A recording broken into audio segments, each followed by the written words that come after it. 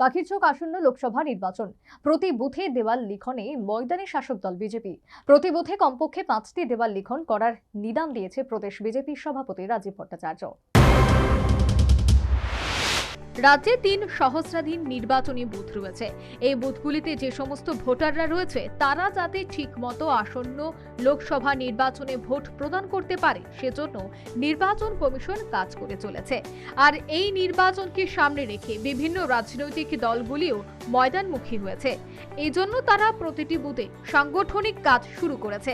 একটা সময় ছিল যখন নির্বাচনে ওয়াল লিখন একটা বিশেষ জায়গা দখল করেছিল, কিন্তু সময়ের সাথে তাল মিলিয়ে আগেকার মতো এখন আর দেওয়াল লিখনের তেমন একটা চাহিদা যেন নেই। তার জায়গায় যেন স্থান নিয়েছে ফ্ল্যাক্স ও সামাজিক মাধ্যমের প্রচার প্রসার। সে যাই হোক, আসন্ন লোকসভা নির্বাচন উপলক্ষে বুধবার থেকে প্রতি বুথে বিজেপির দেওয়াল অঙ্কন শুরু হয়েছে। এদিন প্রদেশ বিজেপির সভাপতি বনমালীপুর বিধানসভা এলাকায় ভারতীয় জনতা পার্টির নির্বাচনী প্রতীক পদ্মফুলের ছবি এঁকে সংশ্লিষ্ট কর্মসূচির সূচনা করে থাকেন। উপস্থিত ছিলেন বনমালীপুর মণ্ডল সভাপতি চন্দ্রশেখর দেব সহ বিজেপির নেতা কর্মী সমর্থকরা। বাস্তবায়ন করছি। আমাদের মূল লক্ষ্য হলো আমরাও আমার দেশের প্রধানমন্ত্রী হিসেবে নরেন্দ্র মোদীজিকে দেখতে চাই।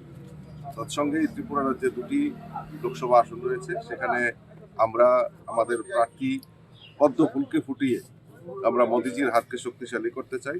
সেই লক্ষ্যে আর এই নির্বাচনকে সামনে রেখে বিভিন্ন কর্মসূচি ভারতীয় জনতা পার্টি নিয়েছে। তার মধ্যে একটা অন্যতম হলো দেওয়াল লিখন।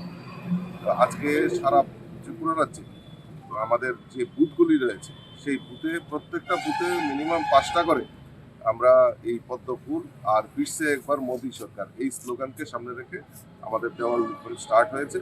তো আমি আপনাদের মাধ্যমে বলবো সকলকে যে আসুন সবাই মিলে আমরা এক ত্রিপুরা শ্রেষ্ঠ ত্রিপুরা এবং এক ভারতবর্ষ শ্রেষ্ঠ ভারতবর্ষ সেই জায়গায় নিতে গেলে মোদীজির হাতকে শক্তিশালী।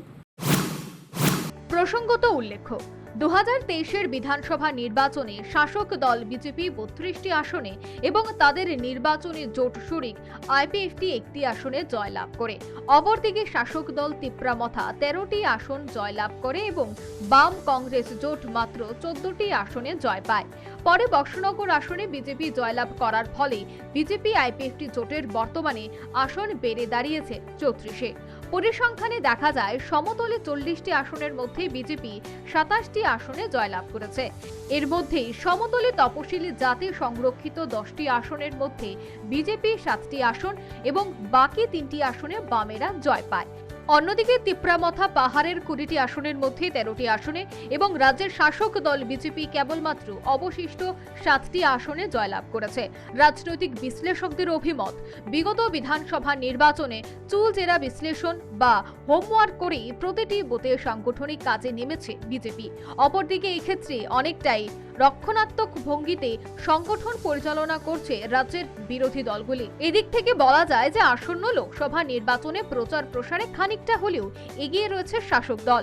তবে নিন্দুকদের মতে অন্তত লোকসভা নির্বাচনে শাসক দল বরাবরই নির্বাচন প্রচার প্রসারে এগিয়ে থাকে, আর এটাই যেন এই রাজ্যের পরম্পরা, যা বিগত কংগ্রেস টিইউজেএস জামানা কিংবা বাম জামানায় এই চিত্রই বরাবর পরিলক্ষিত হয়েছে।